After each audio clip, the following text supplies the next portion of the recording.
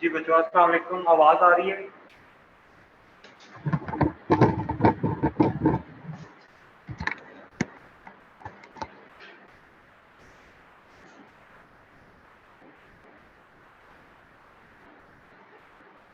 जी बच्चों, आवाज़ आ रही है? Online participants. यस सर, आ रही है। Okay. So in the last lecture we have learned about the cervical spine. ठीक है, the examination of the cervical spine. कोई question है related to that examination?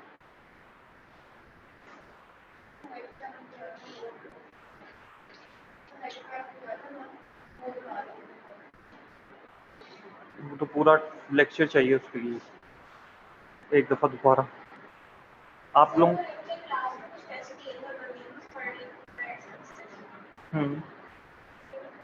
वो करवा दूंगा इंशाल्लाह। फर्लिंग टेस्ट वगैरह ये एडसन आप लोगों को थेरा 2 में जब आप लोगों ने स्पेसिफिक आउटलेट सिंड्रोम पढ़ा होगा तो वो एडसन मैन्यूवर पढ़े होंगे। ठीक है, वो सेम टू सेम वही वाला है। ठीक है, क्या मैं करवा भी दूंगा एक दफ़ा। किसी का कोई क्वेश्चन नहीं? पढ़ा था घर जाके कि नहीं?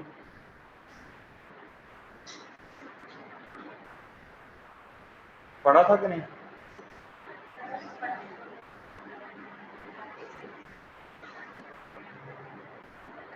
आप लोगों में से किस किसने पढ़ा?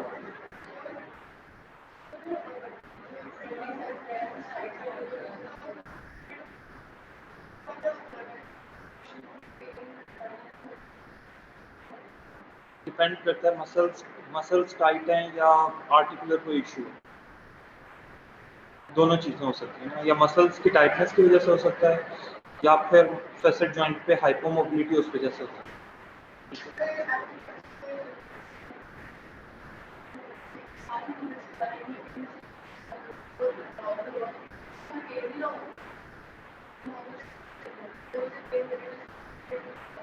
या पेन हो रही हो या मूवमेंट लिमिटेड हो या रेजिस्टेड मूवमेंट्स वीक हो। बेसिक जो लेक्चर्स पढ़ाए थे लेक्चर नंबर 6 में था, जिसमें सीरियक्स ने इंटरप्रेट किया होगा about the resisted movements. Strong, painless, normal, ठीक है, वीक, पेनलेस, न्यूरोलॉजिकल डैमेज है, ठीक है, वीक हो और पेनफुल हो, that is a major injury to a muscle और अ टेंडन, ठीक है। और इसके अलावा क्या रह जाता है? ठीक है, strong and painless that is normal, ठीक है। Weak and painless that is neurological damage.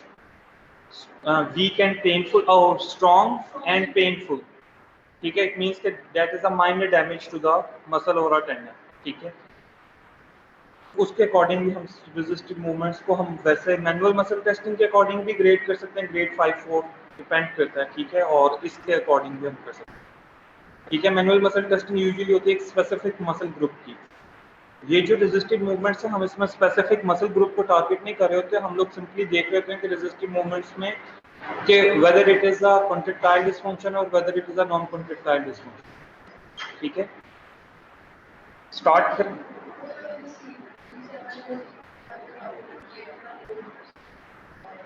Mobilisation जो की थी, सिंपली मोबिलाइजेशन का जो मतलब है वो डेटा है कि या तो आप स्पाइनस प्रोसेस मिड के ऊपर जब आपने पल्पेट करना शुरू करना है ना, तो आपको स्पाइनस प्रोसेस फील होंगे।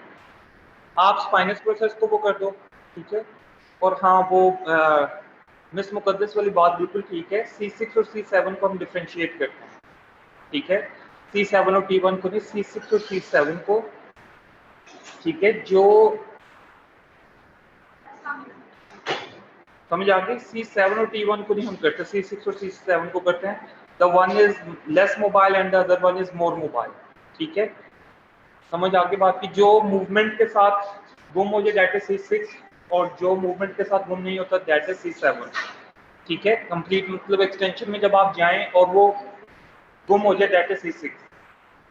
सो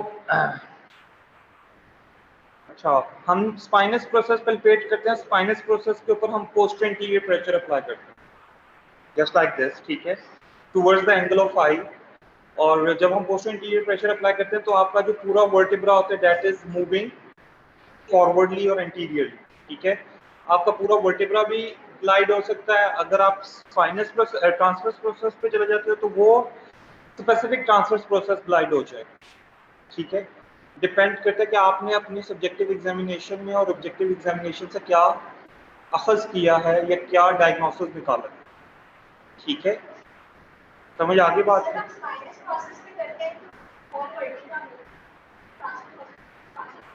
सिर्फ एक फेसेट जॉइंट उस साइड का ग्लाइड करेगा, अल्टीमेटली उसका इफेक्ट दूसरे साइड पर भी आता है, लेकिन that is more specific. For example कि अगर मुझे पता है कि जी इंटीरियर ट्रांसलेशन लिमिटेड है राइट साइड के फेसेट्स की, तो मैं सिर्फ राइट साइड के फेसेट्स को क्या करूंगा, एंटीरियरली ट्रांसलेट करूंगा, क्योंकि अल्टीमेटली अगर इंटीरियर ट्रांसलेशन राइट साइड की क्या लिमिटेड है तो पोस्टीरियर ट्रांसलेशन लेफ्ट साइड की लिमिटेड होगी, ठीक है। तो अब मैं पूरे वर्टिब्रा को स्पाइनस प्रोसेस से अगर ग्लाइड करूं तो वो एंटीरियर ट्रांसलेशन होगी पूरे वर्टिब्रा की, लेकिन मुझे वो स्पेसिफिक इफेक्ट नहीं मिलेगा जो कि मुझे एक राइट साइडेड ट्रांसलेशन से मिल सकता है, ठीक है। That is the difference. यहां तक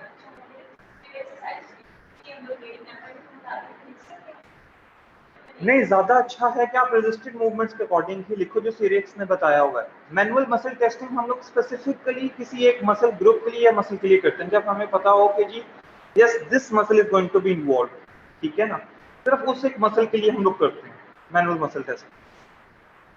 स्टार्ट करें नेक्स्ट लेक्चर, ठीक है। So today we are going to study the thoracic spine, ठीक है। नाउ ये सब कुछ बेटा लिखा हुआ है, बिल्कुल फोकस होकर आप लोगों ने सुनना है। Now the thoracic spine, it is a kyphotic curve, ठीक है, that is going to be present between the lordotic curve up above and the lordotic curve below. Cervical curve भी लॉर्डोटिक है, लंबर कर्व भी lordotic है, thoracic curve जो है that is a kyphotic.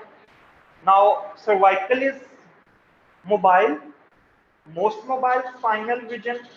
Lumbar is as compared to cervical it is less mobile, और thoracic जो है वो सबसे लीस्ट मोबाइल होता है इन दोनों रीजन्स के, ठीक है। अब अलग अलग ने ऊपर की मोबिलिटी रखी हुई है, नीचे भी मोबिलिटी रखी हुई है, इस thoracic रीजन में लेस मोबिलिटी रखी हुई है just to stabilise the spine as a whole, ठीक है। स्टेबिलिटी thoracic स्पाइन की लिमिटेड क्यों होती है? Due to the presence of the rib cage, ठीक है। आपका जो रिब केज होता है that is essential for the essential hollow organs, heart के लिए एसेंशियल है, आपके लंग्स के लिए एसेंशियल है, और एक किस्म का केज प्रोवाइड करता है, प्रोटेक्शन प्रोवाइड करता है टू दीज स्ट्रक्चर, ठीक है। समझ आ गई? लिवर भी आ जाता है उसमें, ठीक है, उसमें इंटेस्टाइन का भी स्मॉलर पार्ट आ जाता है, मतलब स्टमक आ गया, एसोफेगस आ गई, ये सारी चीजें जो है ये प्रोटेक्टेड हैं आप किसके अंदर, आपके रिब केज के अंदर।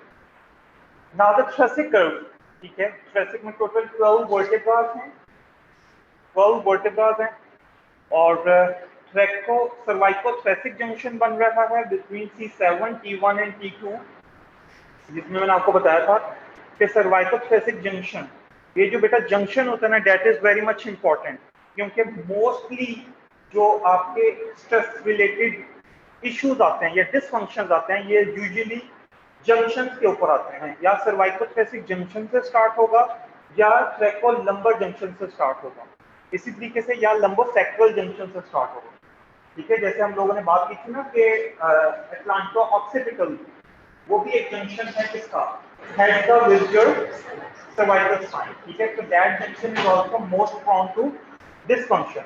तो ये तमाम के तमाम जो जंक्शंस हैं दे आर इंपॉर्टेंट, ठीक है।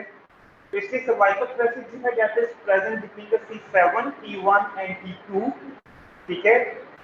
हमने C7 को भी चेक करना है, T1 को भी चेक करना है, T2 को भी चेक करना है, और T1 और T2 के साथ जो रिब्स की आर्टिकुलेशन है, जो फर्स्ट और सेकंड रिब्स हैं, इनको भी चेक करना है, ठीक है।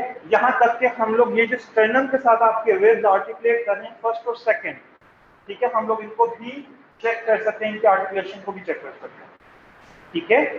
यहाँ तक बात की समझ आ गई है? नाउ thoracic स्पाइन में 12 वर्टिब्रास हैं, ठीक है। Each vertebra is going to articulate with a rib, ठीक है। अब वो किस तरीके से आर्टिकुलेट करता है, ठीक है, ये इंपॉर्टेंट चीज है। आपके थोरैसिक स्पाइन, हमने रिब्स पढ़ी हुई है, रिब्स दे आर टिपिकल और दे आर एटिपिकल, ठीक है। फर्स्ट रिब, ठीक है, and the lower one 10, 11, 12 they are atypical, जबकि जो 2 to 9 है दे आर टिपिकल।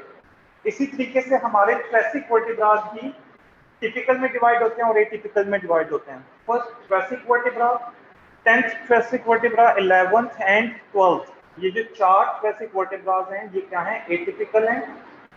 2 से लेकर 9 तक जो है ये टिपिकल हैं। फर्स्ट 10, 11, 12 ये डिफरेंट हैं as compare to the second to 9 thoracic vertebras, इसलिए इनको कहा गया कि दीज आर एटिपिकल वर्टिब्रास। ठीक हो गया। अब जो फर्स्ट थोरैसिक वर्टिब्रा है, ठीक है, इसका क्या फैक्टर है। फर्स्ट थोरैसिक वर्टिब्रा, ये एक वर्टिब्रल बॉडी है, ठीक है, let's say this is the whole vertebral body, first thoracic vertebra. इसके पास कॉस्टल फेसेट होता है। क्या होता है, कॉस्टल फेसेट होता है। किस साइड के ऊपर, बिल्कुल मिड पे। क्या होता है, कॉस्टल फेसेट होता है बिल्कुल किस पे, मिड के ऊपर, जहां पे कौन सी रिब आके आर्टिकुलेट कर रही है, फर्स्ट रिब आके आर्टिकुलेट कर रही है, ठीक है। अब एट द सेम टाइम इसी फर्स्ट वर्टिब्रा की इंफीरियर वर्टिब्रल बॉडी, ये जो इंफीरियर वर्टिब्रल बॉडी है ना, मतलब इंफीरियर वर्टिब्रल बॉडी से मुराद है जो इंफीरियर सरफेस है, जहां पे फर्स्ट वर्टिब्रल बॉडी एंड हो रही है, वहां पे अल्लाह ताला ने डैमिक फेसेट्स रखे हैं। वहां पे क्या रखे हुए, डैमिक फेसेट। जब मैं होल फेसेट की बात करूंगा तो मैं कहूंगा कॉस्टल फेसेट। जब मैं डैमिक फेसेट की बात करूंगा तो इट मींस कि there is a half facet present on one vertebral body and half facet is going to be present on the lower vertebral body, ठीक है, ठीक है। तो फर्स्ट वर्टिब्रा कैसे डिफरेंट है बाकियों से कि इसके पास एक पूरा कॉस्टल फेसेट है फॉर द फर्स्ट रिब, ठीक है, और दूसरा कॉस्टल फेसेट है इसके पास डैमिक फेसेट है, ठीक है, जो कि आर्टिकुलेट करे किसके साथ, हेड के साथ, सेकंड रिब के हेड के साथ, सेकंड के साथ, ठीक है। तो एट द सेम टाइम जो फर्स्ट थोरैसिक वर्टिब्रा है वो किसके साथ आर्टिकुलेट करे, 2 रिब्स के साथ, या आप कह लो 1.5 रिब के साथ, के 1 रिब के साथ कंप्लीटली आर्टिकुलेट कर रहा है और हाफ के साथ half articulation due to the damage facet. अच्छा मैं बता देता हूं एक्चुअली होता क्या है। कॉस्टोवर्टिब्रल जॉइंट्स बनते हैं, ठीक है। कॉस्टोवर्टिब्रल जॉइंट का मतलब क्या है, the joint present between the rib end the vertebral body, ठीक है। अब रिब्स क्योंकि हमारे कहां पे प्रेजेंट है, थोरैसिक रीजन में प्रेजेंट है, ठीक है, तो थोरैसिक रीजन में हमारे पास कॉस्टोवर्टिब्रल जॉइंट्स बनते हैं, ठीक है। क्या बनते हैं, कॉस्टोवर्टिब्रल जॉइंट्स बनते हैं। अब ये जो कॉस्टोवर्टिब्रल जॉइंट्स हैं, ठीक है, ये मैं एक टिपिकल कॉस्टोवर्टिब्रल जॉइंट की बात कर रहा हूं। इसकी एक टिपिकल कॉस्टोवर्टिब्रल, एक वर्टिब्रा ऊपर, एक वर्टिब्रा नीचे, ठीक है। ऊपर वाले वर्टिब्रा की इंफीरियर सरफेस के ऊपर डैमेज फेसेट होता है, ठीक है। फिर इंटरवर्टिब्रल डिस्क आ जाती है अंदर, नीचे वाले वर्टिब्रा की सुपीरियर सरफेस के ऊपर डैमेज फेसेट होता है। मींस ये जो कॉर्नर्स हैं, एक ऊपर वाले वर्टिब्रा का इंफीरियर कॉर्नर और नीचे वाले वर्टिब्रा का सुपीरियर कॉर्नर, और दरमियान में इनके इंटरवर्टिब्रल डिस्क। रिब के पास हेड होता है, ठीक है, जैसे किसी भी बोन की हम लोग कहते हैं ना हेड है, नेक है, शेफ्ट है, इसी तरीके से रिब के पास भी क्या है, हेड है, जो कि डायरेक्टली आपके इन तीनों चीजों के साथ क्या हो जाता है, अटैच हो जाता है, आर्टिकुलेट करता है, ठीक है। किसके साथ, ऊपर वाले वर्टिब्रा के डैमेज फेसेट के साथ, नीचे वाले वर्टिब्रा के डैमेज फेसेट के साथ, ठीक है। और इन दोनों वर्टिब्रास के दरमियान क्या है, इंटरवर्टिब्रल डिस्क है, उसके साथ भी करता है। तो देयर आर 3 components, ठीक है, on one side, and the one component that is the head of the rib, it is on the opposite side. So they are going to articulate with each other to form a costovertebral joint. समझ आ गई बात की? Right side पे भी इसी तरीके से आर्टिकुलेशन हो रही है, लेफ्ट साइड पे भी इसी तरीके से आर्टिकुलेशन हो रही है। यहां तक बात की समझ आ गई है costovertebral joint की? Now we were talking about the first thoracic vertebra. अब फर्स्ट थोरैसिक वर्टिब्रा के साथ एक कॉस्टल फेसेट है। एक क्या है, costal facet, that is a complete articular process, that is a complete articular process, और वो डायरेक्टली किसके साथ आर्टिकुलेट कर रहा है, हेड के साथ, फर्स्ट रिब के हेड के साथ, ठीक है। It is also called costovertebral joint, लेकिन ये बाकी कॉस्टोवर्टिब्रल जॉइंट से सेकंड से लेकर 9th जो कॉस्टोवर्टिब्रल जॉइंट है इनसे डिफरेंट है, ठीक है, क्योंकि उनमें क्या है, इंटरवर्टिब्रल डिस्क आ रही है और दो वर्टिब्रल बॉडीज आ रही हैं एट द सेम टाइम, लेकिन ये जो फर्स्ट कॉस्टोवर्टिब्रल जॉइंट है यहाँ पे सिर्फ एक ही वर्टिब्रल बॉडी। समझ आ गई बात की? मुझे लगता है समझ नहीं आ रही, समझ आ रही है बात की? सर ये बात रिपीट कर दें। सर आप डायग्राम के थ्रू हमें दिखा सकते हैं तो ज्यादा अच्छे से समझ आएगी। क्लियर नहीं हुआ।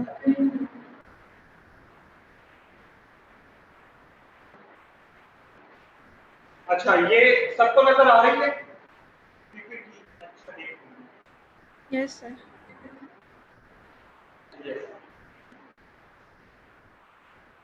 जी बेटा, नजर आ रहा है सबको? Yes sir. Online participant? Yes sir. Okay, so this is the first basic vertebra, ठीक है, it has a complete costal facet. This is the complete costal facet, ठीक है, present on its vertebral body for the first rib. This is what we call costovertebral joint. ये first costovertebral joint बनेगा। ये कौन सा बनेगा? First costovertebral joint बनेगा। अब इसकी vertebra की inferior surface पे देखो, ये छोटा सा डैमेज फेसेट नजर आ रहा है, छोटा सा, बिल्कुल डैमेज फेसेट, ठीक है। ये किसके दरमियान है? ये डैमेज फेसेट, अब ये जो इस वर्टिब्रा से नीचे इंटरवर्टिब्रल डिस्क आएगी, फिर नीचे सेकंड वर्टिब्रा आएगा, और ये सेकंड वर्टिब्रा की जो सुपीरियर सरफेस है, सुपीरियर कॉर्नर है, इस पे क्या आएगा, एक और डैमेज फेसेट आएगा। अब जो सेकंड रिब का हेड है वो इन तीनों चीजों के साथ आपकी क्या करेगा, आर्टिकुलेट करेगा। This is the second costovertebral joint, this is what we call second costovertebral joint. Now this first vertebra is different because it has a complete costal facet and one damage facet at the same time, ठीक है। Now second से लेके 9th vertebra, basic vertebra में दो damage facets होते हैं, costal facet नहीं होता। क्या होते हैं? दो damage facets होते हैं, एक superior corner पे और एक inferior corner पे। 2 to 9th basic vertebra सारों का एक ही कैरेक्टर है कि इसके ऊपर वाले कॉर्नर पे भी क्या है, डैमेज फेसेट है, इसके नीचे वाले कॉर्नर पर भी क्या है, डैमेज फेसेट। समझ आ गई बात में? ठीक है, 2 में भी ऐसे ही है, 3 में भी ऐसे ही है, 4th में भी ऐसे ही है, 5th में भी ऐसे ही है, 6th में भी ऐसे ही है, 8th में भी ऐसे ही, 9th में भी ऐसे ही है, फिर दिस वन, ये 9th है, यहाँ तक damage facet, damage facet, damage facet, damage facet, damage facet, damage facet, damage facet, damage facet, damage facet, damage facet, damage facet, damage facet, damage facet, damage facet। समझ आ गई बात की? So these are all costovertebral joints, और these are called second, third, fourth, fifth, sixth, seventh, eighth, ninth। ठीक है, ये सारे क्या हैं? आपके costovertebral joints बना रहे हैं। समझ आ गई बात? ये हैं typical vertebrae। फर्स्ट का डिफरेंस पता चल गया कि इसको 8th तक क्यों कहा गया, 10th और 11th और 12th में, ठीक है। अब वो कहते हैं ये जो 10th वर्टिब्रा है, ठीक है, इसमें जो फेसेट जॉइंट है, इसमें जो कॉस्टोवर्टिब्रल जॉइंट है उसमें कोई डिफरेंस नहीं आता, ठीक है। उसमें जो डिफरेंस आता है कि उसका जो कॉस्टो ट्रांसवर्स जॉइंट है,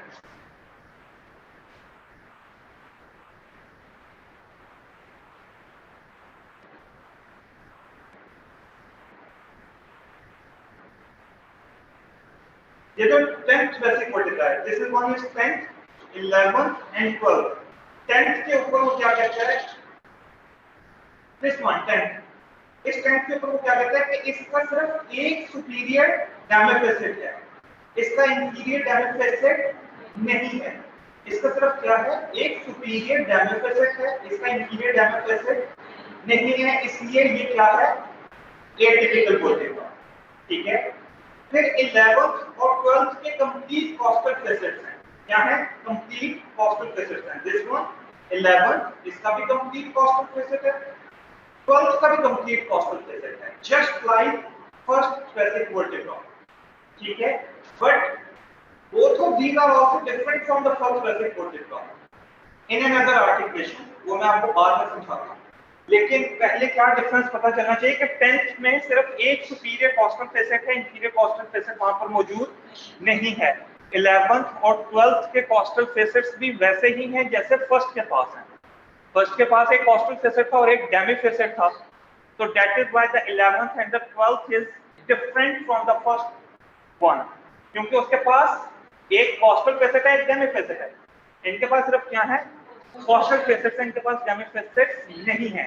so that is why they are different from the first thoracic vertebra. इसलिए 10th क्योंकि उसके पास एक सुपीरियर कॉस्टल फेसेट है, 11th इसके पास कंप्लीट कॉस्टल फेसेट है, डेमी फेसेट नहीं है, 12th के पास भी कंप्लीट कॉस्टल फेसेट है, डेमी फेसेट नहीं है, इसलिए they are different from the typical thoracic vertebra.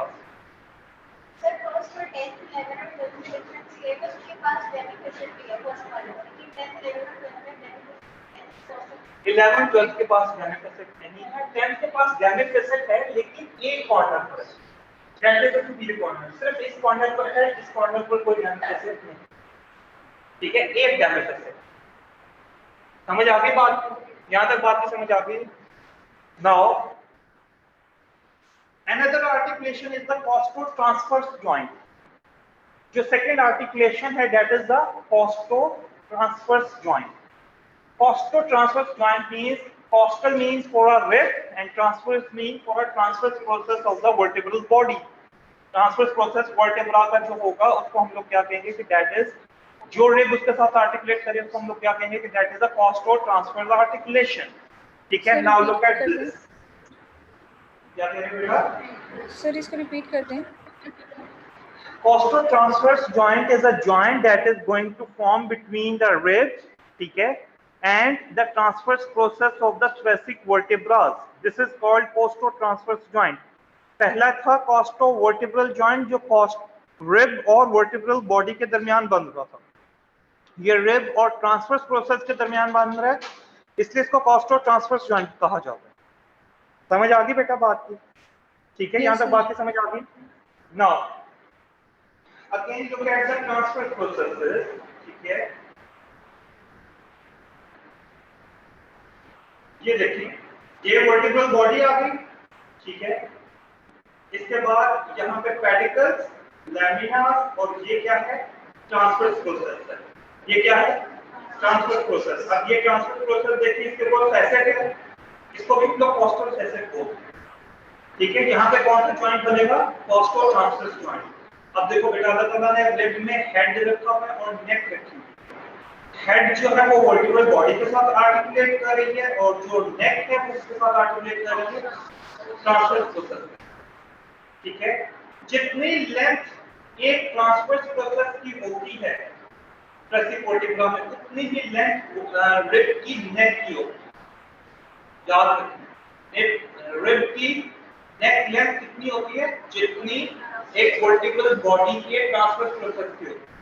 ट्रेसिक vertebra के transverse process that is almost 1 inch. ठीक है, 1.25 इंच कह लो, 1 इंच कह लो, that is almost this length of the transverse process are present in the thoracic vertebra. ठीक है, इतनी ही लेंथ की क्या होती है, आपके रिब की नेक होती है जो कि आर्टिकुलेट करती है इसके साथ ट्रांसवर्स प्रोसेस के साथ टू फॉर्म द कॉस्टोट्रांसवर्स जॉइंट। ठीक है, यहां तक बात की समझ आती है? Now this is the transverse process. ये एक transverse process पे चलता है, this one, this one, this one, this one, this one, this one, this one। यहाँ तक के 10th तक आपके पास क्या आएगा, ट्रांसवर्स प्रोसेस के ऊपर फेसेट आएगा। 11th और 12th के ऊपर आपके पास ट्रांसवर्स प्रोसेस पे फेसेट नहीं आएगा। हम 11th और 12th को कहते हैं दो आर फ्लोटिंग रिब्स। ठीक है, particularly 11th और 12th जो है, these are the floating ribs। ठीक है, इनकी ट्रांसवर्स प्रोसेस के ऊपर फेसेट नहीं है, ये कॉस्टोट्रांसवर्स जॉइंट नहीं बना रही। कौन कौन सी, तो 11th और 12th रिब। इसलिए 11th और 12th को भी हम क्या कहते हैं, 2008 रिब्स। ठीक है, इसीलिए हम लोग 11th और 12th वर्टिब्रा को भी डिफरेंशिएट करते हैं on the basis of this costotransverse articulation. क्योंकि इनके पास कॉस्टोट्रांसवर्स आर्टिकुलेशन की नहीं होती, इसलिए ये एटिपिकल वर्टिब्रा कहलाते हैं। इसीलिए ये डिफरेंट है from second to 9th thoracic vertebra। ठीक है, क्योंकि इनके पास ट्रांसवर्स फेसेट नहीं है और ना यहाँ पे पोस्टरो ट्रांसवर्स आर्टिकुलेशन बनती है। ठीक है, ऑनलाइन पार्टिसिपेंट समझ आइए बेटा बात की। Yes, sir. Yes sir.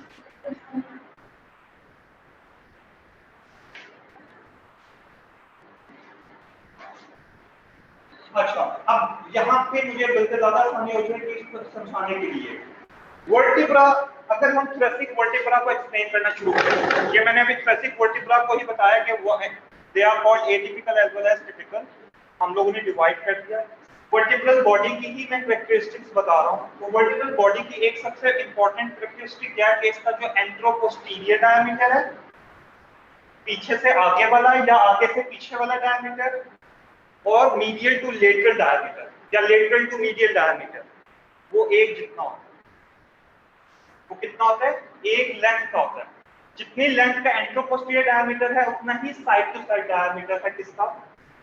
आपके थोरेसिक वर्टिब्रा का। It means that is almost circular in shape. Thoracic vertebra, मैं वर्टिब्रल बॉडी की बात कर रहा हूं, ठीक है। इन वर्टिब्रल बॉडी के इनका डायमीटर क्या है? एक जैसा। पहला कैरेक्टर। दूसरा कैरेक्टर क्या है? वो कहता है कि इसकी जो एंटीरियर सरफेसेस हैं, ठीक है, ये क्या है? एंटीरियर सरफेसेस हैं, ये ऑलमोस्ट क्या होती हैं? फ्लैट होती हैं या स्लाइटली कन्वेक्स होती हैं। फ्लैटर होती हैं या स्लाइटली क्या होती हैं? कन्वेक्स होती हैं। लेकिन ये पोस्टीरियर, अगर हम इसको पीछे से देखें इसकी वर्टिब्रल बॉडी को, तो ये कनकैविटीज होती हैं, जस्ट लाइक दिस, ठीक है, जस्ट लाइक दिस। ये क्या है? कनकैविटीज हैं। समझ आ गई बात? अब ये कनकैविटीज क्यों हैं ये भी मैं आगे चल के बताऊंगा कि why they are so much concave, इनकी वर्टिब्रल बॉडीज कनकेव क्यों हैं, ठीक है। यहां तक बात की समझ आ गई। फिर सेकंड इंपॉर्टेंट है, सर ये रिपीट कर दें, इंटीरियर पोस्टीरियर और मीडियल लेटरल किसके इक्वल होगा?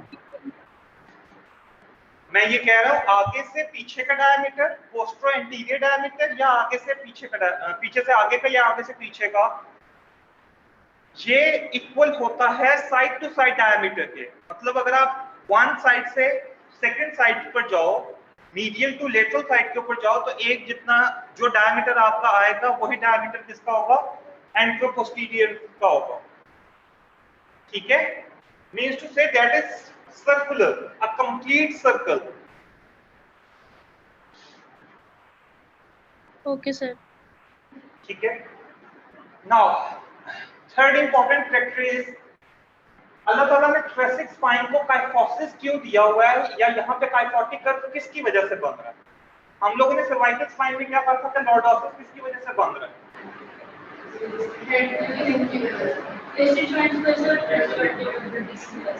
दो चीजों की वजह से, एक इंटरवर्टिब्रल डिस्क, ठीक है, और दूसरा फ्लेक्सर जॉइंट, ठीक है। यहाँ पे काइफोटिक कर्व क्यों बन रहा है? वर्टिब्रल बॉडीज की वजह से। किसकी वजह से? वर्टिब्रल बॉडीज की वजह से। अब वर्टिब्रल बॉडीज में ऐसी क्या खास बात है? वो कहता है कि इसका ये जो फ्रंट पे वर्टिब्रल बॉडी की जो हाइट होती है फ्रंट के ऊपर, ये स्लाइटली शॉर्टर होती है as compared to the posterior height. Anterior height जो है ये स्लाइटली क्या है? शॉर्टर है, स्मॉलर है as compared to the posterior height, ठीक है। अब आप क्या करो, आप ऐसे पॉइंट्स रखना शुरू करो जिनकी एक साइड जो है वो चिपटी हो और दूसरी साइड जो है वो थोड़ी सी मोटी हो। आप अगर चिपटी साइडें सारी इकट्ठी पाइल अप करना शुरू करोगे तो वो क्या करेगा? आगे वो झुक जाएगा, ऐसे ही है। तो that is a kyphotic curve, ठीक है। इसीलिए अल्लाह ताला ने यहाँ पे जो हाइट है एंटीरियर साइड के ऊपर जो हाइट है ये क्या है? स्मॉलर है, शॉर्टर है as compared to the posterior height. समझ आ गई बेटा? यहाँ तक बात ही समझ आ गई? Now these are the fractures of the vertebral body of the thoracic curve, ठीक है। और कोई क्वेश्चन इससे related? Now moving towards the spinous processes, ठीक है। spinous processes जो है these are long, ठीक है, ये easily palpable है, ठीक है। these are long, these are cylindrical, ठीक है, sorry, these are long, these are cylinder shaped, ठीक है, मींस चिपटे हैं, ठीक है, लॉन्ग है, और इनकी जो नोके हैं that are just like triangular, ठीक है, इनकी जो नोकें हैं जिनको आप पल्पेट करते हो ये क्या है, ट्राइएंगुलर है। आपको पल्पेशन में कभी भी ट्राइएंगुलर फील नहीं होगा, ऐसे मतलब निब लाइक नहीं फील होगा, ठीक है, क्योंकि यहाँ पे मसल मास ज्यादा होता है, इस वजह से आपको कभी ये ऐसे पिंच नहीं करेगा, ठीक है। लेकिन पेशेंट, जब आप पेशेंट को पल्पेट करते हो तो पेशेंट को ये पिंचिंग बहुत ज्यादा फील होती है, ठीक है, क्योंकि ये क्या है, नोक बनी हुई है ट्राइएंगुलर शेप में, ठीक है, समझ आ गई बात की। फिर वो कहते हैं इसकी जो ये ऑब्लीक लेवल पर होते हैं, ये क्या होते हैं, ऑब्लीक फेस जो इनका होता है ये ऑब्लीकली डाउनवर्ड होता है, डाउनवर्ड डायरेक्शन में इनकी ओरिएंटेशन होती है, किसकी, इनके स्पाइनस प्रोसेसेस। वो कहते हैं स्पाइनस प्रोसेसेस की ये जो ओरिएंटेशन है डाउनवर्ड, इसलिए वो कहते हैं रूल ऑफ थ्री अप्लाई होता है। क्या होता है, रूल ऑफ थ्री अप्लाई होता है। रूल ऑफ थ्री क्या कहता है, वो कहता है जो पहले तीन वर्टिब्रास हैं, जो पहले तीन वर्टिब्रास हैं, फर्स्ट, सेकंड और थर्ड, इनका जो स्पाइनस प्रोसेस होगा वो बिल्कुल किस प्लेन में होगा, वर्टिब्रल बॉडी के प्लेन में होगा। वो किस लेवल पर होगा, वर्टिब्रल बॉडी के लेवल पर होगा या वर्टिब्रल बॉडी के प्लेन पर होगा, ठीक है।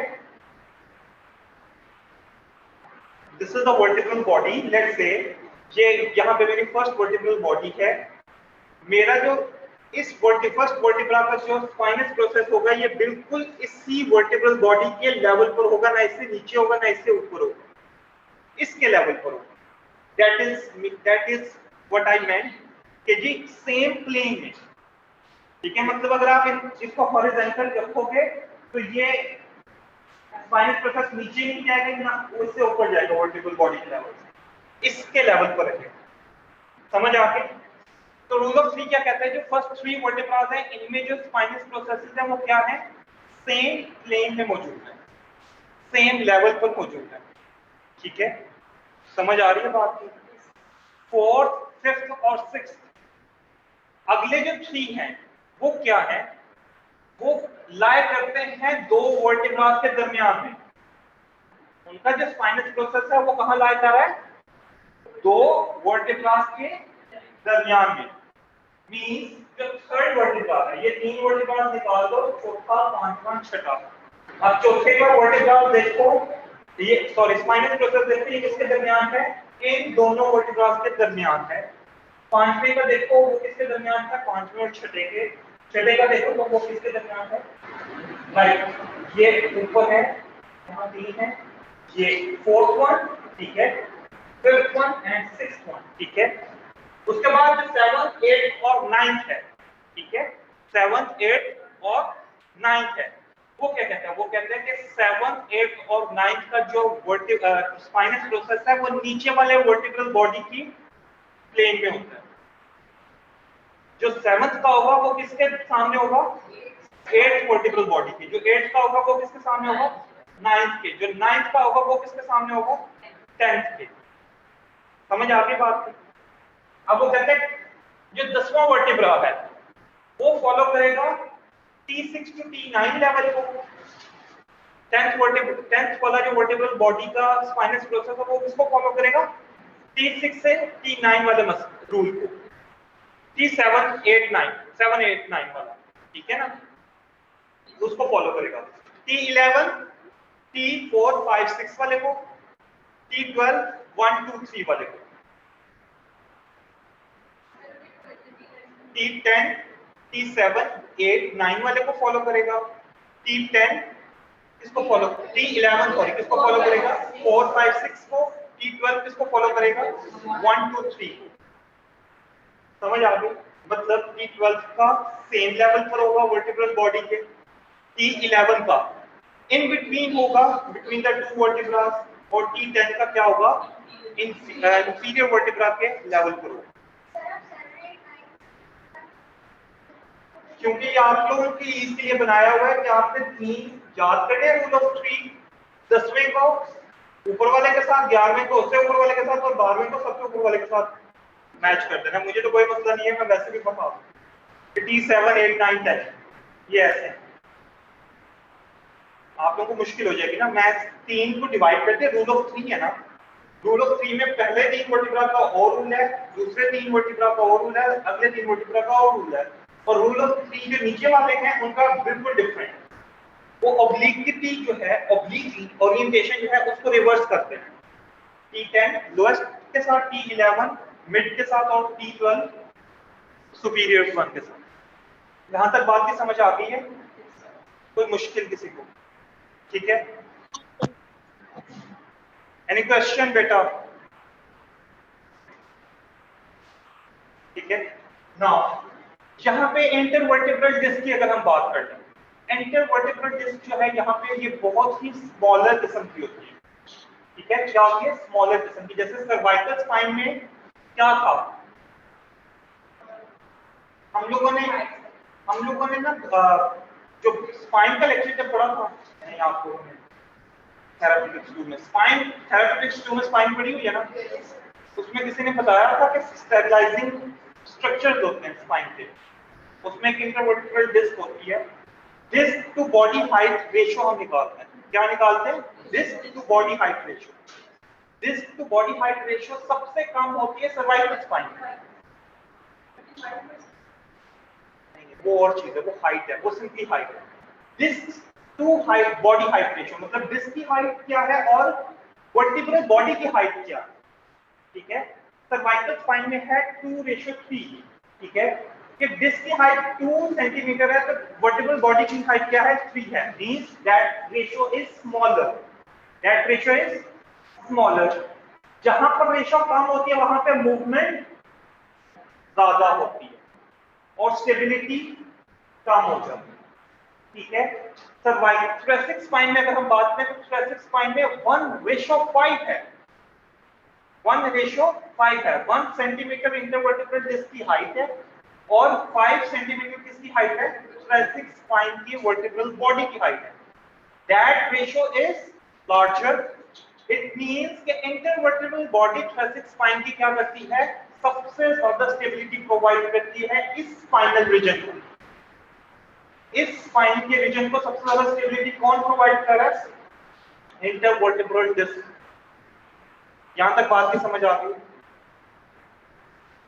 कि नहीं आई? नाउ एनिलस फाइब्रोसिस और nucleus pulposus. Nucleus pulposus thoracic spine का बहुत कम अमाउंट में होता है।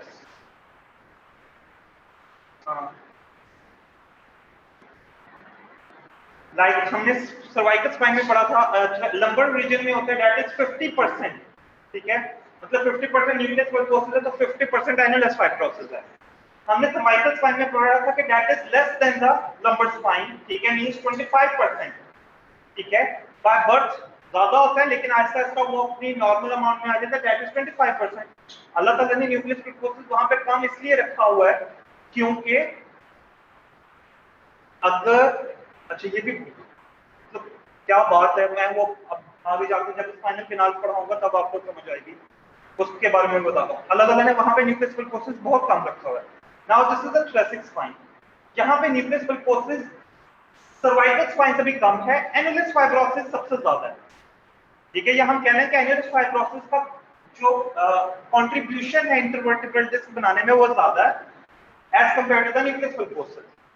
ठीक है, यहाँ पे न्यूक्लियस पल्पोसिस बहुत कम होता है। क्यों? क्योंकि यहाँ पे इंटरवर्टिब्रल डिस्क का क्या काम है? स्टेबिलिटी प्रोवाइड करना। वो कहता है अगर तो न्यूक्लियस पल्पोसिस कम है तो यहाँ पे सबसे ज्यादा टीयरिंग क्या होगी? किस चीज का प्रोलैप्स होगा, किस चीज की प्रोट्रूजन होगी? एनिलस फाइब्रोसिस की होगी। ठीक है, किसकी होगी? एनिलस फाइब्रोसिस की। न्यूक्लियस पल्पोसिस यहाँ पे कभी भी प्रोलैप्स, प्रोट्रूजन, एक्सट्रूजन, सीक्वेस्ट्रेशन में नहीं जाएगा, एनिलस फाइब्रोसिस जाएगा। न्यूक्लियस पल्पोसिस की अपनी कोई सेंसरी इनर्वेशन नहीं होती, एनिलस फाइब्रोसिस की एक सेंसरी इनर्वेशन होती है। और वो कहते हैं यहाँ पे अगर थोरेसिक स्पाइन में इंटरवर्टिब्रल डिस्क की पैथोलॉजी हो तो बहुत सीवियर पेन होती है। क्यों? क्योंकि its annulus fibrosus is going to be protrude और प्रोलैप्स्ड और सीक्वेस्ट्रेट और एक्सट्रूड। ठीक है, और herniate। ठीक है, यहाँ तक बात की समझ आ गई? ठीक है,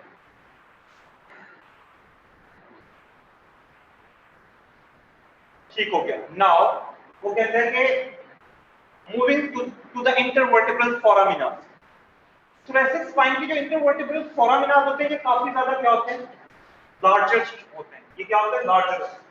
ये देखिए, this one is the intervertebral foramina. ये भी बन रही क्या है, ये इंटरवर्टिबल फोरामिना बन रहा है। This one is the intervertebral foramina, this one, this one, this one, ठीक है। अब वो कहते हैं ये जो इंटरवर्टिबल फोरामिनास हैं थोरेसिक स्पाइन के, ये लार्जर होते हैं। ये क्या होते हैं?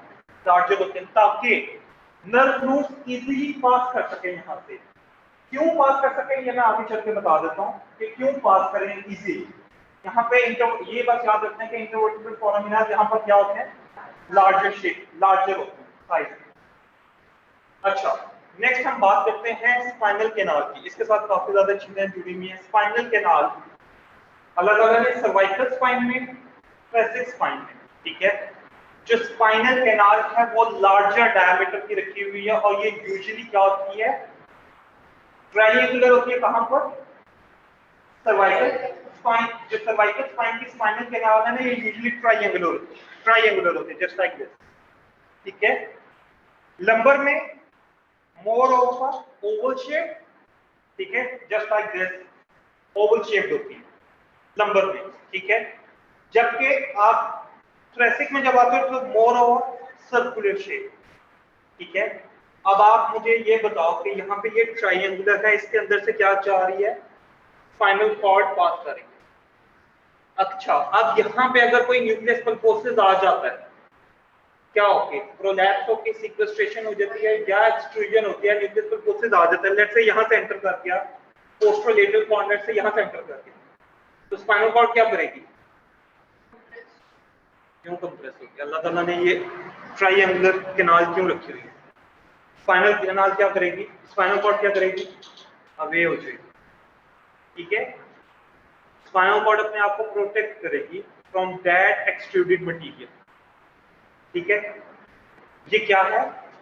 दैट इज, ये भी एक नेमत है, ठीक है, क्योंकि अगर यहाँ पे स्पाइनल कॉर्ड डैमेज हो जाए तो सीधा क्या होगा, क्वाड्रिप्लेजिया होगा, और अगर बहुत ज्यादा सीवियर हुआ तो रेस्पिरेशन स्टॉप हो जाएगी, ठीक है, क्योंकि मेडुल्ला ऑब्लंगेटा यूजुअली लाइक कर रहा होता है C1 C2 के लेवल तक, तो मेडुल्ला ऑब्लंगेटा में रेस्पिरेटरी सेंटर है, वो रेस्पिरेटरी सेंटर जैसे कंप्रेस होगा पेशेंट की डेथ हो जाएगी, ठीक है।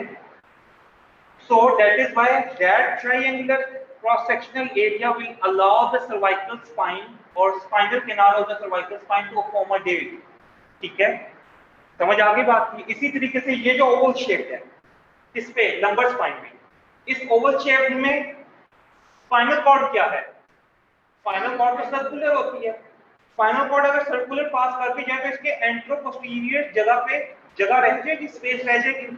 तो इसी तरीके से आपके लंबर स्पाइन भी क्या है, प्रोटेक्टेड है। यहाँ पे देखो अल्लाह ताला ने मोबिलिटी यहाँ पे भी ज्यादा रखी हुई है, सर्वाइकल स्पाइन में भी ज्यादा रखी हुई है, लेकिन एट द सेम टाइम यहाँ पे क्या मैकेनिज्म दिया हुआ है, यहाँ पे क्या मैकेनिज्म दिया हुआ है, to just protect the spinal cord. अब थोरेसिक स्पाइन में मोबिलिटी क्या है, कम है, यहाँ पे अल्लाह ताला को जरूरत नहीं है ऐसे किसी भी प्रोटेक्टेड उसकी, तो यहाँ पे सर्कुलर शेप होती है स्पाइनल कैनाल, और स्पाइनल कॉर्ड के पास कोई एक्स्ट्रा स्पेस नहीं होती कि स्पाइनल कॉर्ड जी मूव करके इधर हो जाए या मूव करके उधर हो जाए। It is closely packed with in the spinal canal, ठीक है, समझ आ गई, सर्कुलर शेप होती है। नाउ इसलिए अल्लाह ताला ने क्या कर दिया, फर्दर एज देने के लिए, ठीक है, इंटरवर्टिब्रल फोरामिनास को क्या कर दिया है, लार्ज शेप का कर दिया है, ताकि नर्व रूट्स के ऊपर किसी भी किस्म का कोई प्रेशर ना आए, ठीक है। लेकिन क्योंकि स्पाइनल कॉर्ड जो है वो क्लोजली पैक्ड है, ठीक है, किसी भी किस्म की एनुलस फाइब्रोसिस, किसी भी किस्म का टियर हो जाए, ठीक है, डिस्पैथोलॉजी हो जाए, या आपकी मैनिपुलेशन गलत हो जाए, तो फौरन से क्या होगा, स्पाइनल कॉर्ड डैमेज हो जाए, ठीक है।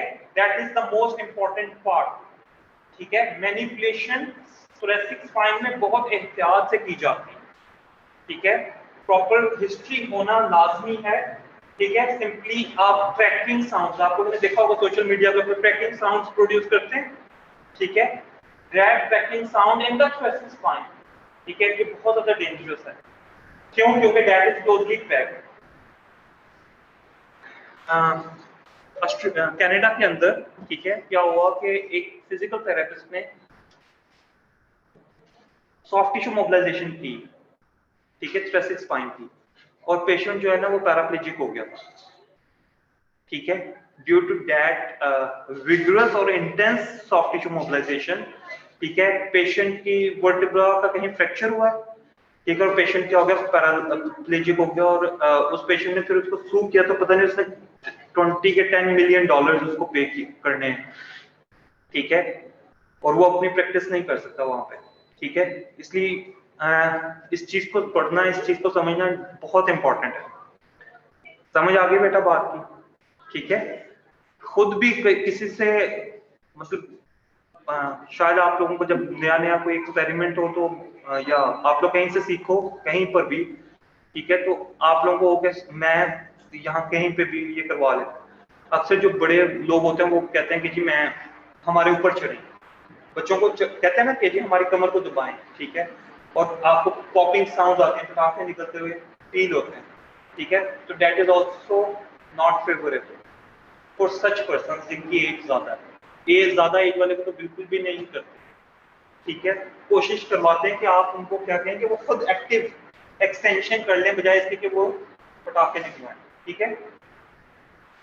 एक और इम्पोर्टेंट चीज, यहाँ पे किसी भी किस्म का ट्यूमर और मैस डायरेक्टली क्या करेगा, कंप्रेशन प्रोवाइड करेगा उसके ऊपर, आपके स्पाइनल कैनाल पर और स्पाइनल कॉर्ड आपकी उसमें भी डैमेज हो जाएगी। अब अल्लाह ताला ने ट्यूबरकुलोसिस, लंग्स रेस्पिरेटरी सिस्टम में ट्यूबरकुलोसिस होता है, टीबी का बहुत चांस होता है कि वो फौरन जैसे उसने लंग्स को इन्वेड किया है वो डायरेक्टली किसको इन्वेड कर दे, वर्टिब्रल बॉडीज को भी इन्वेड कर दे, इसको इन्वेड करते हैं वर्टिब्रल बॉडीज को भी, ठीक है, और वर्टिब्रल बॉडीज क्या होती हैं, अक्सर पेशेंट को तब पता चलता है कि मुझे टीबी है, उनको तब पता चलता है जब उनकी वर्टिब्रा जो है वो पूरी की पूरी खाई जाती है, और क्या हो जाता है, कंप्रेशन फ्रैक्चर हो जाता है, ठीक है, क्या हो जाता है, कंप्रेशन फ्रैक्चर। जब वर्टिब्रास में से बोन मिनरलाइजेशन कम हो जाती है तो यहाँ पर क्या होता है, कंप्रेशन फ्रैक्चर होता है, मींस कि दो जो ऊपर और नीचे वाले वर्टिब्रा था उन्होंने इस वाले वर्टिब्रा को क्या कर दिया, पिचका दिया है, ये कंप्रेस कर दिया, ठीक है, समझ आ गई बात की, दैट इज क्लिनिकली इंपॉर्टेंट, इसलिए मैंने आपको यहाँ पर ये चीज बता दी है। हम कंप्रेशन फ्रैक्चर की वजह से हो सकता है, ऑब्वियसली वो तो हो गई हो, यहां तक बात ही समझ आ गई, ठीक है। नाउ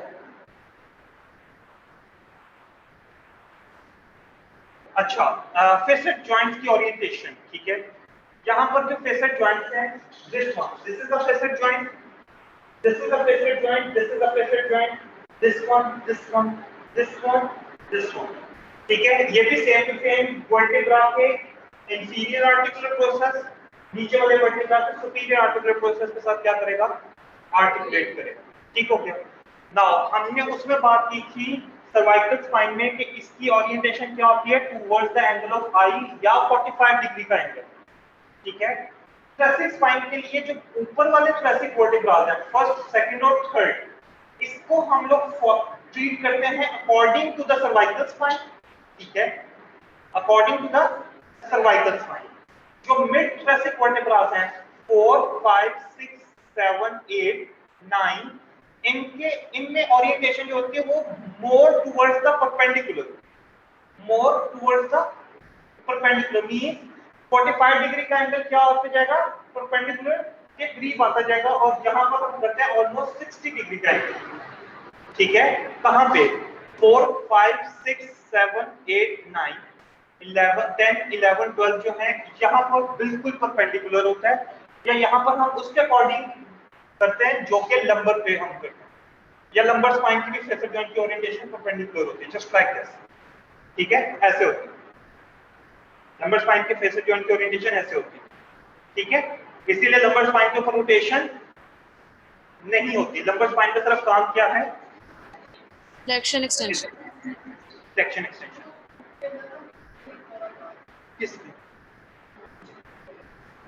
किसको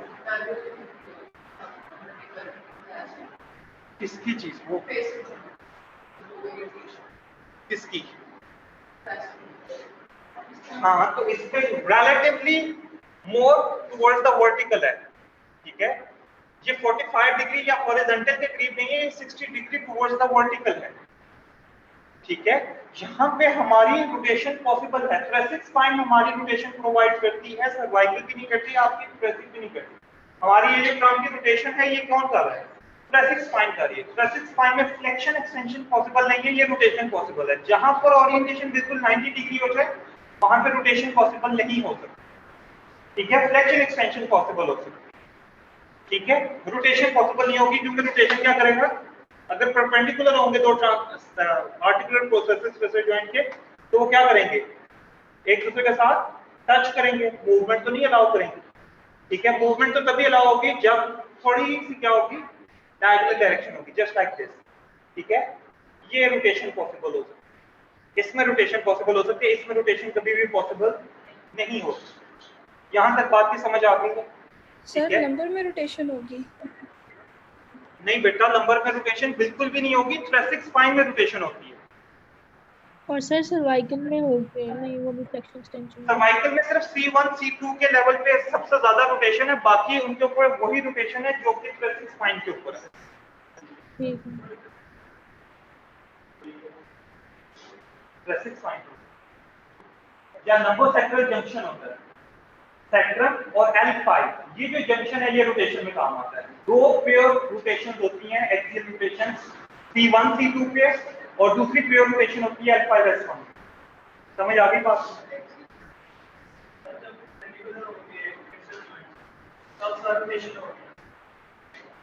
जब परपेंडिकुलर होंगे ना, पूरे परपेंडिकुलर होंगे तो रोटेशन नहीं होगी, क्यों, क्योंकि ये ऐसे टच करेंगे ना एक दूसरे के साथ। लेट्स से सुपीरियर वर्टिब्रा का इंफीरियर आर्टिकुलर प्रोसेस ऐसे परपेंडिकुलर है, इंफीरियर का सुपीरियर ऐसे है, तो किस तरीके से रोटेशन होगी, जब भी रोटेशन होगी वो क्या करेंगे, एक दूसरे के साथ कोलाइड करेंगे, ये तो रोटेशन पॉसिबल नहीं हो सकती ना। समझ आई बात की कि नहीं आई?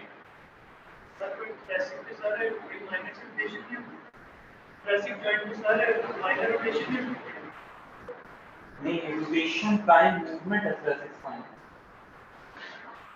थोरैसिक स्पाइन की प्राइम मूवमेंट रोटेशन है।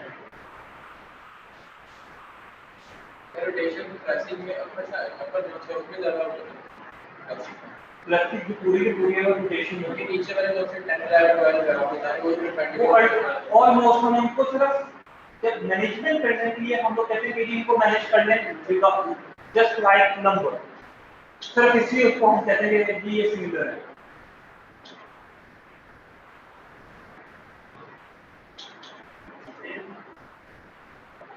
मैनिपुलेशन को भी करवाएंगे,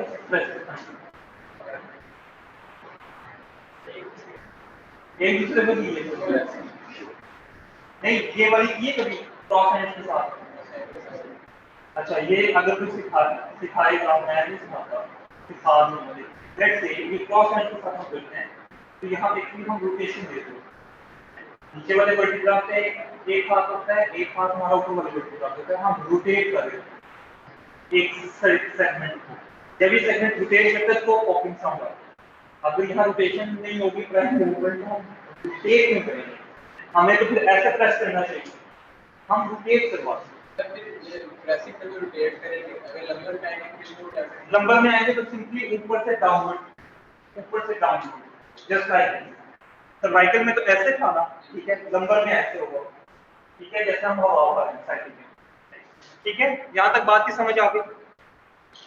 अच्छा जी, उन्होंने कुछ चीजें लिखी हुई हैं, ये जो काइफोसिस है, ठीक है, ये काइफोसिस जो है ये आपकी एज के ऊपर, पोस्चर के ऊपर और ट्रॉमेटिक इंजरी के ऊपर बहुत ज्यादा डिपेंड कर रहा होता है, ठीक है। जैसे जैसे एज ज्यादा होती जाएगी काइफोसिस ज्यादा होता जाएगा, ठीक है। जैसे जैसे पोस्चर खराब होता जाएगा काइफोसिस ज्यादा होता जाएगा। कोई भी फ्रैक्चर आएगा, कंप्रेशन फ्रैक्चर, तब भी आपका काइफोसिस ज्यादा हो जाएगा, ठीक है। नाउ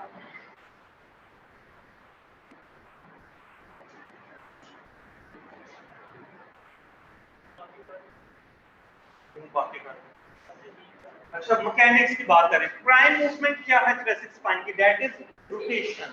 प्राइम मूवमेंट याद रखनी है, थोरैसिक स्पाइन की क्या है, रोटेशन है। फ्लेक्शन एक्सटेंशन पॉसिबल है, फ्लेक्शन अगर पॉसिबल है तो दैट इज 25 to 45 डिग्रीज, कितनी है 25 to 45 डिग्री।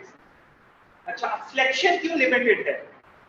जब मैं फ्लेक्स करूंगा थोरेसिक स्पाइन को तो मेरी आगे से रिब क्या कर जाएंगी, अप्रोक्सीमेट कर जाएंगी, मेरी थोरेसिक स्पाइन इससे ज्यादा फ्लेक्स नहीं हो सकेगी।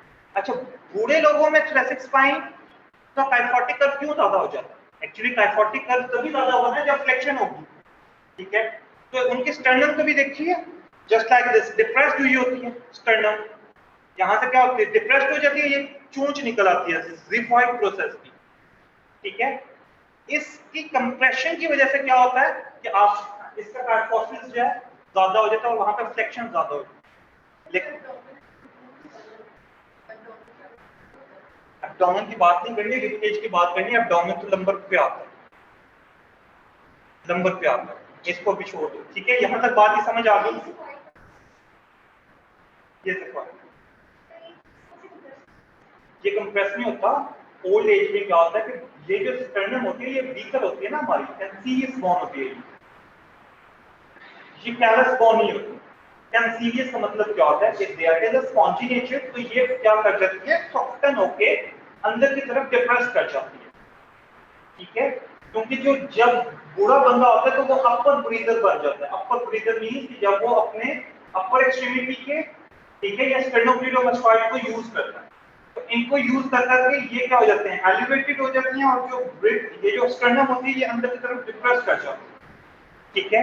तो ये जब डिप्रेस करती है तो काइफोटिक कर्व एनलार्ज हो जाता है। क्यों? क्योंकि यहाँ पर रिब्स को स्पेस ज्यादा मिल जाती है कि वो ज्यादा मैक्सिमम अप्रोक्सीमेट हो सके, ठीक है।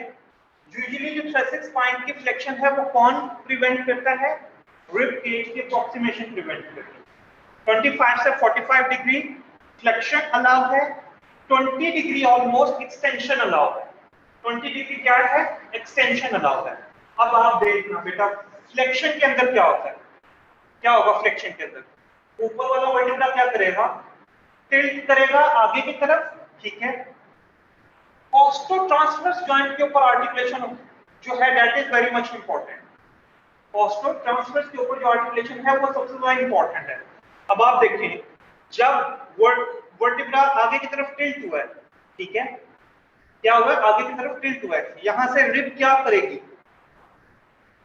डाउनवर्डली मूव करेगी, ठीक है, सही है। जब रिब डाउनवर्डली मूव करेगी, आगे से अगर डाउनवर्डली मूव करिए तो पीछे से क्या करेगी, अपवर्ड मूव करेगी। तो इट मींस हम कह सकते हैं कि ऑस्टोट्रांसवर्स के ऊपर ग्लाइडिंग किस डायरेक्शन में होगी, सुपीरियर डायरेक्शन में, ठीक है। किस डायरेक्शन में होगी, सुपीरियर डायरेक्शन में। प्लस ये फेसर जॉइंट है, ये देखें ये क्या कर रहा है, इसी तरीके से जैसे हमने सर्वाइकल में बात की थी कि वो क्लाइंब करता है, क्या करता है, फ्लेक्शन के वक्त क्या करता है, क्लाइंब करता है। सेम टू सेम इसी तरीके से जब ये वर्टिब्रा फ्लेक्स पोजीशन में जाएगा, ये देखो बेटा ध्यान से, ये देखो ये टिल्टिंग होगी तो ये अल्टीमेटली ये फेसर जॉइंट के ऊपर क्या आएगी, ग्लाइड आएगी। ये फेसर जॉइंट क्या करेगा, एक्चुअली इसके ऊपर क्लाइंब करेगा। ये इसका इंटीरियर आर्टिकुलर प्रोसेस, इसके इंटीरियर आर्टिकुलर प्रोसेस के ऊपर क्या कर रहा है, ग्लाइड कर, ठीक है। समझ आ गई बात, ठीक है। This is the flexion. Extension में क्या होगा, posterior tilt of the vertebral body. मैं पूछूंगा कि एक्सटेंशन को एक्सप्लेन करें थोरेसिक स्पाइन, तो आपने क्या कहना है, सर वर्टिब्रल बॉडी टिल्ट करेगी पोस्टीरियरली, ठीक है। ऑस्टोट्रांसवर्स के ऊपर क्या होगी, इंफीरियर ग्लाइडिंग होगी, ठीक है। फ्रंट के ऊपर सुपीरियर ग्लाइडिंग होगी। 3 ऑर्थोकाइनेमेटिक्स मैंने बता दिया। और चौथी क्या है कि ये जो फेसर जॉइंट है, इस वर्टिब्रा का जो इंफीरियर आर्टिकुलर प्रोसेस है ये क्या करेगा, डाउनवर्डली ग्लाइड करेगा। सर इसको दोबारा बता दें।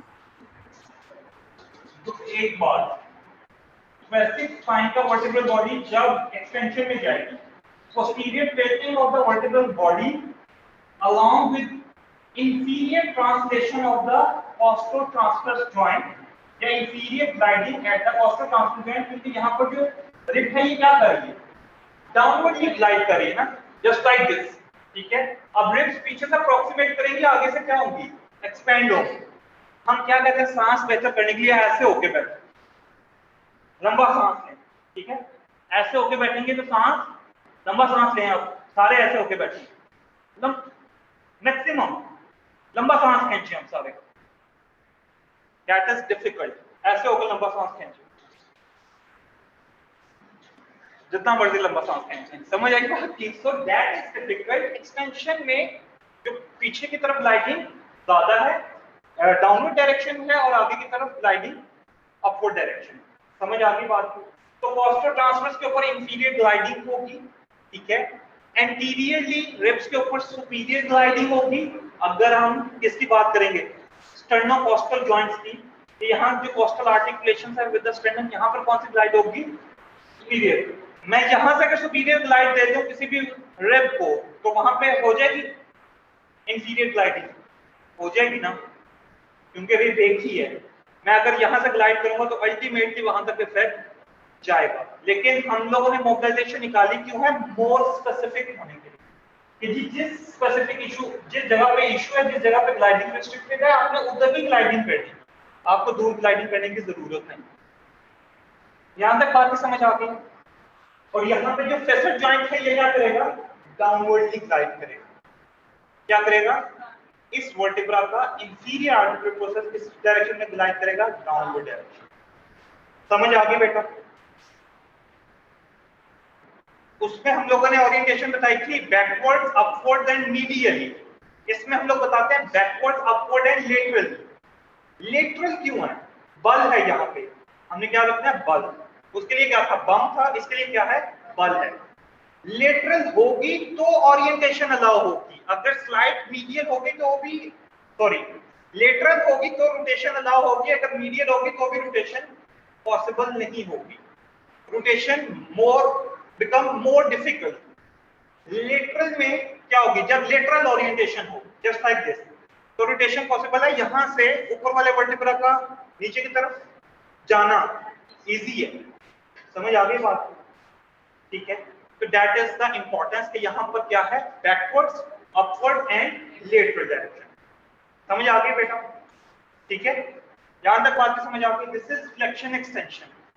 साइड बेंडिंग एंड रोटेशन, वो कहता है, अब अहम चीजें आ गई हैं, वो कहता है जब साइड बेंडिंग होगी तब भी रोटेशन होगी। अगर पेशेंट क्या करे, पहले साइड बेंडिंग कर ले, तब भी थोरेसिक स्पाइन में रोटेशन होगी, इसकी कपल्ड मूवमेंट।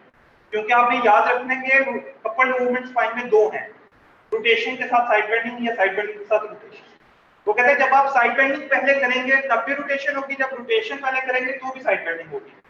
अब वो क्या कहता है, वो कहता है कि जब साइड बेंडिंग आप करें पहले, ठीक है, तो रोटेशन हमेशा किस डायरेक्शन में होगी, अपोजिट डायरेक्शन में। बेटा दिमाग और कान खुले रखने हैं। थोरेसिक स्पाइन में ना डिफरेंट मैकेनिज्म्स हैं कपल्ड मूवमेंट को आइडेंटिफाई करने के लिए, ठीक है।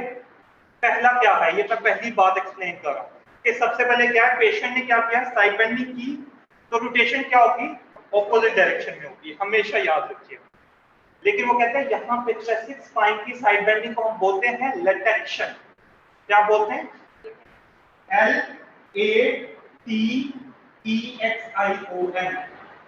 LAT से क्या है, लेटरल बेंडिंग, और EXION हम किसका यूज कर रहे हैं, रोटेशन के लिए, ठीक है। तो लैटेक्शन, ठीक है, लेटरल बेंडिंग प्लस रोटेशन, ठीक है।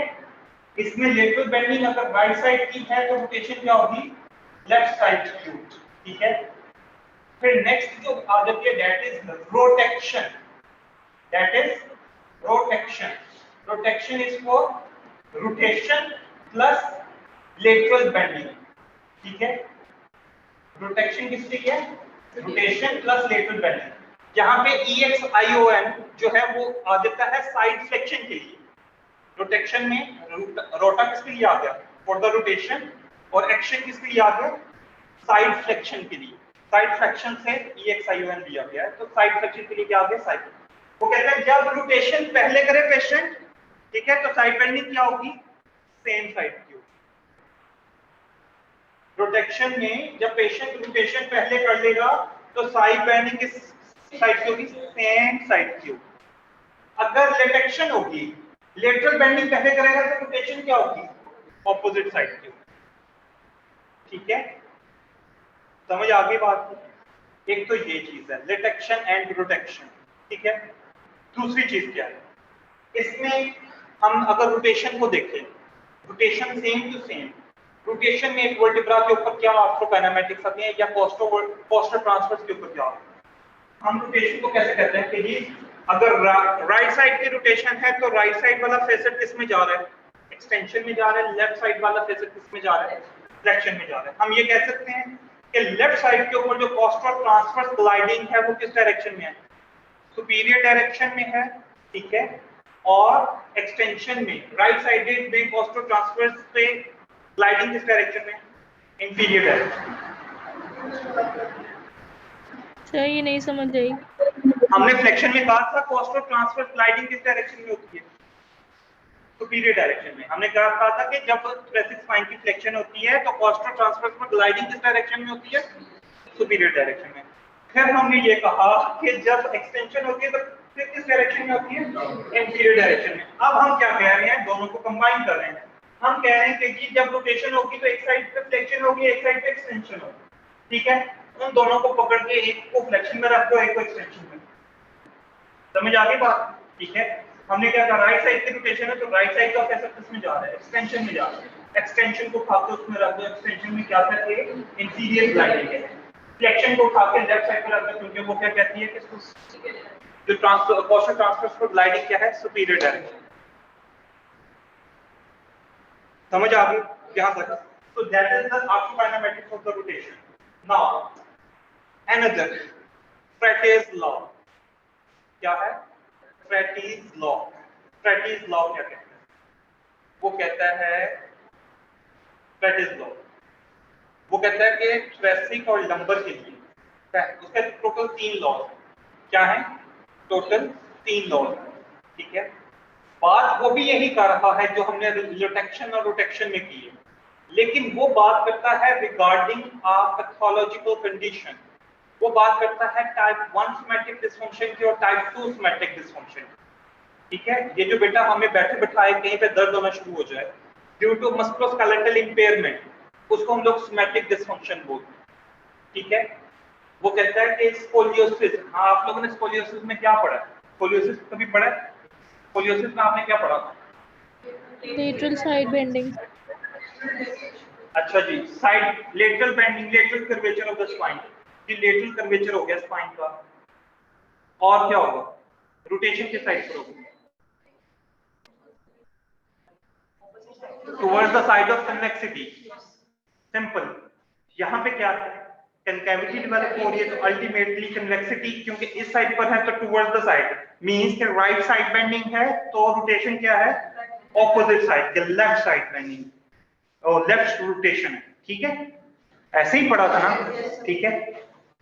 फर्स्ट फ्राइडेज का लॉ भी यही कहता है, क्या कहता है कि जब स्पाइन आपकी न्यूट्रल पोजीशन में है, जब स्पाइन किसमें है, न्यूट्रल पोजीशन में है, ना फ्लेक्शन में है ना एक्सटेंशन में है, थोरेसिक स्पाइन का नॉर्मल डायफोटिक कर्व मेंटेन है, ठीक है।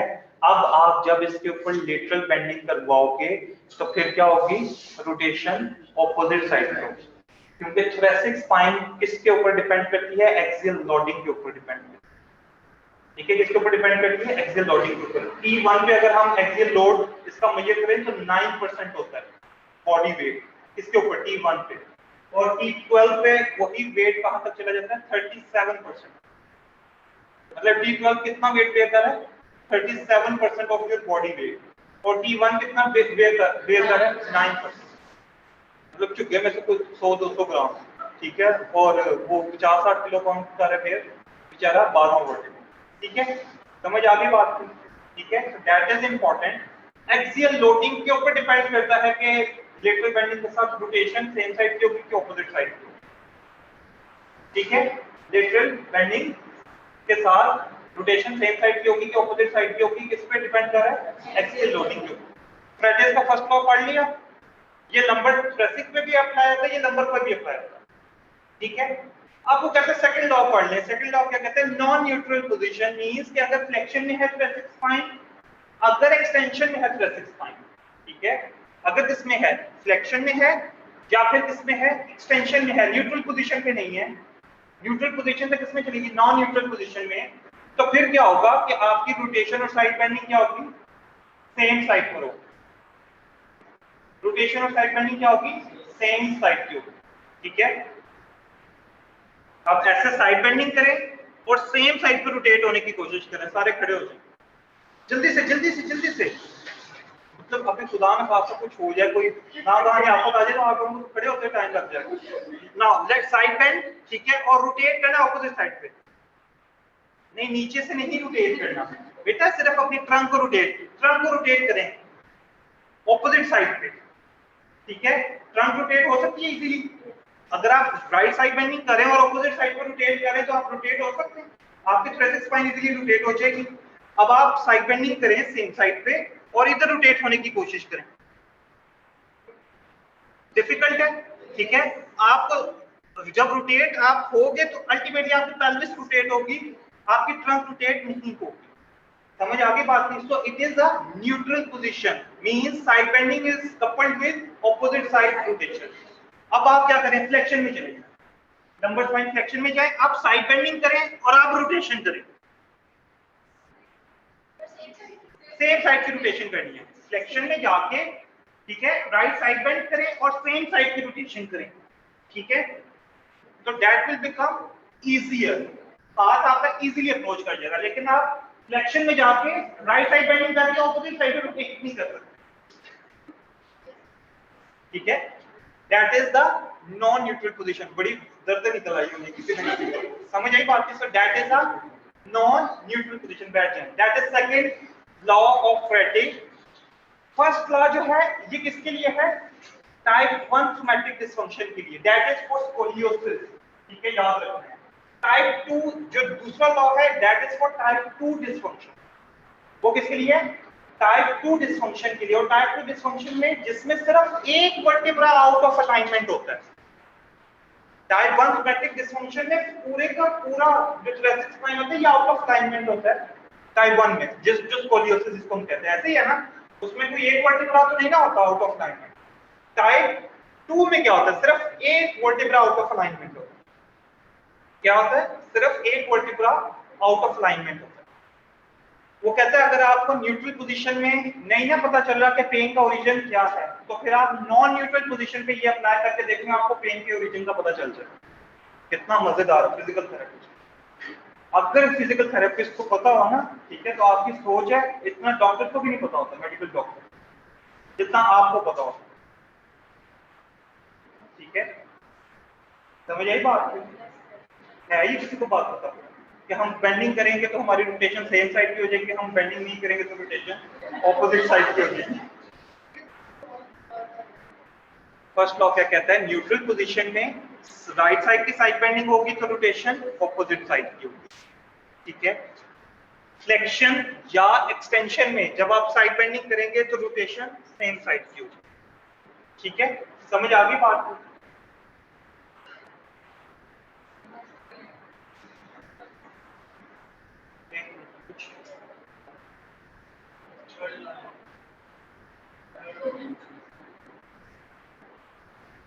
अभी तो 2 बजने हैं, मैं तो समझ था 2:15 हो गए। तो मेरे ख्याल से तकरीबन सब कुछ टोटल हो गया है। इसमें बाकी कुछ एंगुलर फाइब्रोसिस की इनोवेशन लिखी हुई है, मतलब कुछ छोटी मोटी चीजें लिखी हुई है, वो पढ़ लीजिएगा, साइनो मल्टीपल नर्व सप्लाई करती है। अच्छा एक इंपॉर्टेंट चीज, ये जो डर्माटोन्स है ना थोरेसिक स्पाइन के, ये बहुत ज्यादा एक दूसरे के साथ ओवरलैप करते हैं, ठीक है। ओवरलैप मींस कि हम ना रिब की जो स्पेस होती है ना, इंटरकॉस्टल स्पेस, हम उसको लेते हैं कि जी T1 है, T2 है, T3 है, लेकिन वो कहते हैं ये बहुत ज्यादा एक दूसरे के साथ ओवरलैप करते हैं, तो इसमें डर्माटोन को याद करने का फायदा नहीं है, ठीक है, क्योंकि ये बहुत ज्यादा ओवरलैपिंग करते हैं। समझ आ गई बात की? एक चीज। दूसरी चीज क्या है कि इसमें एंटीरियर इंटरकॉस्टल आर्टरीज होती हैं और इंटरकॉस्टल वेन्स होती हैं, जो कि एक्चुअली यहाँ की आर्टीरियल और वीनस सप्लाई कैरी करती हैं, ठीक है, और इंटरकॉस्टल नर्व्स होती हैं जो कि एक्चुअली सप्लाई करते हैं। एक जो और इंपॉर्टेंट चीज, रेडिएट लिगामेंट होता है। कौन सा? Radiate ligament. हाँ, रेडिएट लिगामेंट, कौन सा नाम है, शायद है ऐसे कोई नाम, मुझे थोड़ा स्किप हो रहा है। दैट इज रेडिएट लिगामेंट, जो कि हेड ऑफ रिब से निकलता है, ठीक है। कहां से निकलता है? हेड ऑफ रिब से, और ये कोस्टोवर्टिब्रल जॉइंट को स्टेबिलिटी प्रोवाइड करता है। किसको? कोस्टोवर्टिब्रल।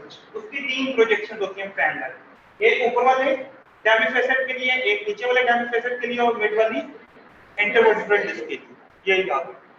रेडिएट लिगामेंट की है, 3 प्रोजेक्शंस होते हैं उसकी जो कि जाके अटैच। ये दोबारा बता दें कॉस्ट।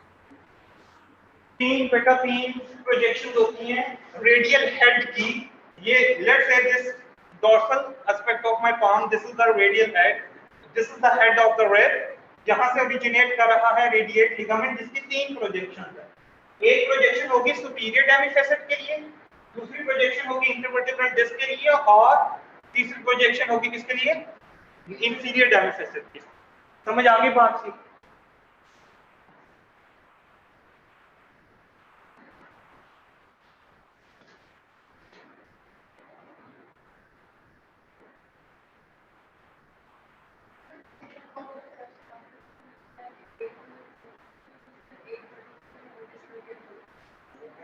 टाइप 2 सिमेट्रिक डिस्क, मतलब सेकंड लॉ ऑफ फ्रेडरिक जो है ना वो एक्चुअली किसको डिस्क्राइब करने के लिए second law of second type of symmetric distribution, ठीक है। जो पहला लॉ है वो first type of symmetric distribution को एक्सप्लेन। जी ऑनलाइन पार्टिसिपेंट समझ आइए बेटा, ये देखो क्या बात है, कितनी खूबसूरत तस्वीर बनी हुई है बेटा, इधर देखते हैं। This is the cost of vertical joint, ठीक है, और ये क्या है? कॉस्ट ऑफ ट्रांसफर सिंपल, ठीक है। यहाँ से ये ऊपर से आप लोग देखें, समझ आ गई? ये जो है ये फेसेट है, ये फेसेट का आर्टिकुलर प्रोसेस, ठीक है। ये नहीं समझ लेना कैसा पता नहीं करनी, ये नहीं पता है। This is the articular facet. अब ये देखो ये क्या है? कनकैविटी है। मैं पीछे से देखूंगा वर्टिकल बॉडी को तो ये कनकैविटी नजर आएगी। मैंने कहा था ना कनकैविटी होती है, और आगे से देखूंगा तो क्या नजर आएगी? कन्वेक्सिटी नजर आएगी। ये देखो मैं आगे से देख रहा हूं तो कन्वेक्सिटी है, पीछे से देखूंगा तो क्या है? कनकैविटी है। अब ये कनकैविटी भी अलग अलग किससे रखी हुई है? इसको सर्कुलर शेप देनी, फाइनल में क्या देंगे? सर्कुलर शेप देनी, ठीक हो गया बेटा। अच्छा, आप लोगों को अक्सर कभी भी पेशेंट मिले कोई पैराप्लेजिक को आप देखिएगा, या तो उसका सर्वाइकल स्पाइन का क्वाड्रिप्लेजिया हुआ होगा और वो आहिस्ता आहिस्ता ठीक होते होते पैराप्लेजिया रह गया होगा, या फिर उसका थोरैसिक स्पाइन के ऊपर कोई ट्रॉमा होगा, ठीक है। जो मोस्टली पैराप्लेजिक होते हैं उनकी थोरैसिक स्पाइन, क्योंकि स्पाइनल कॉर्ड यहाँ पर बहुत फ्रीज होती है, हल्का सा भी फ्रैक्चर हो वर्टिब्रल बॉडी का या किसी वर्टिब्रा का थोरैसिक के, तो स्पाइनल कॉर्ड डैमेज हो, ठीक है।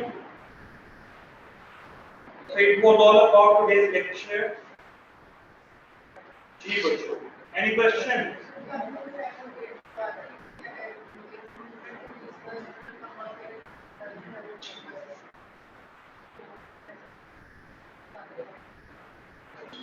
मैंने क्या बोला कि यहाँ पे क्या है?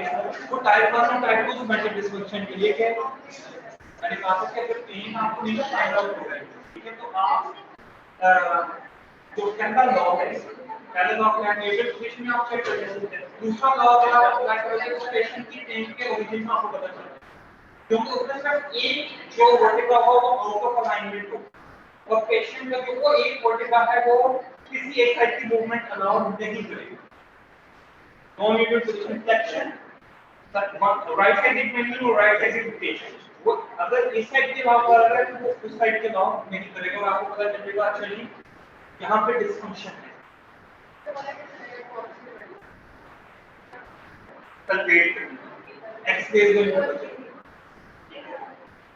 समझ आ गई बेटा बात? ओके, जो आप